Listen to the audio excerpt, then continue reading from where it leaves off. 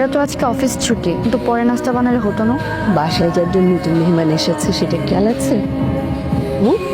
ভুলে গেছিস? কেমন ভুলে গেছি মা, বাসায় তো এখন নতুন ভাবে।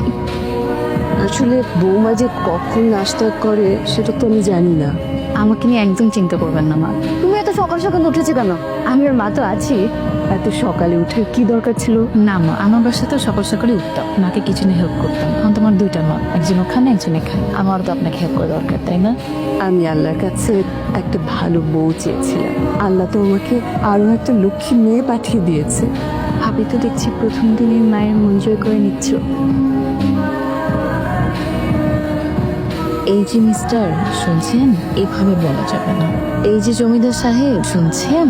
এটা বললে মাইন্ড করতে পারে। নাটক সিনেমাতে দেখেছি আঙুল চায়ের কাপে ডুবে দিলে হাজব্যান্ডরা লাফ দিয়ে ওঠে, তার চেয়ে বরং কাশিই দেয়। কে আপনি? সরি সরি সরি সরি আপনার চা শুধু চা খেতে পারি। বিস্কুট এনে দেবো?